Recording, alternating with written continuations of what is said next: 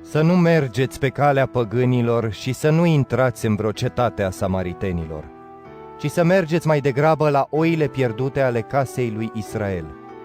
Pe drum, predicați și ziceți: Împărăția cerurilor este aproape.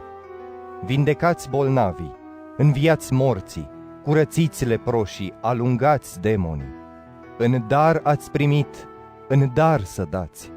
Nu luați cu voi nici aur, nici argint, nici aramă, nici traistă pentru drum, nici 2 haine, nici încălțăminte, nici toiag, fiindcă vrednic este lucrătorul de hrana sa. Când intrați într-o cetate sau într-un sat, căutați cine este vrednic între ei și să rămâneți acolo până veți pleca. Când intrați în casă, salutați-l, iar dacă este casa aceea vrednică, pacea voastră să vină peste ea. Dar dacă este nevrednică, pacea voastră să se întoarcă la voi.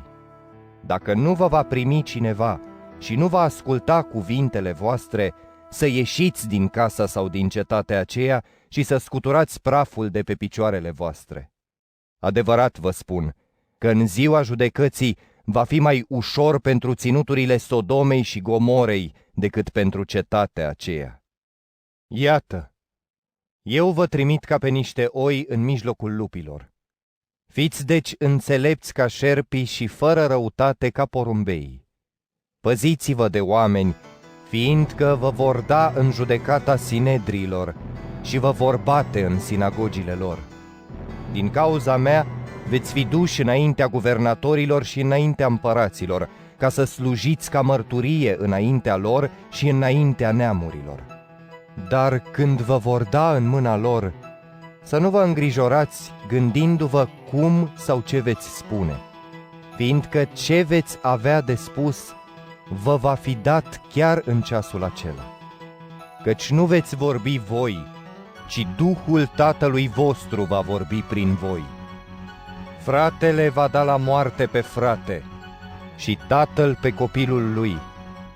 Copiii se vor scula împotriva părinților lor și îi vor omorî.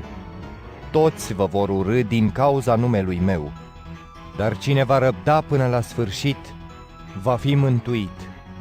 Când vă vor prigoni într-o cetate, să fugiți într-alta.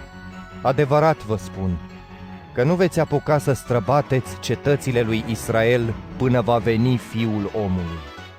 Ucenicul nu este mai presus de învățătorul său, nici robul mai presus de stăpânul său.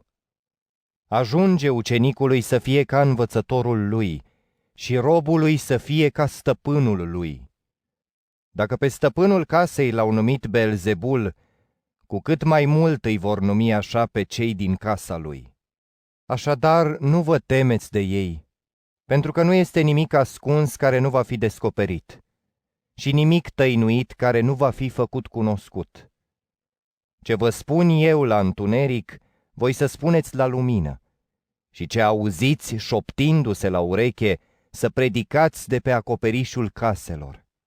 Nu vă temeți de cei ce ucid trupul, dar care nu pot ucide sufletul, ci temeți-vă mai degrabă de cel ce poate să nimicească și sufletul și trupul în ghenă. Nu se vând oare 2 păsări pe un ban? Totuși, niciuna din ele nu cade pe pământ fără voia Tatălui vostru.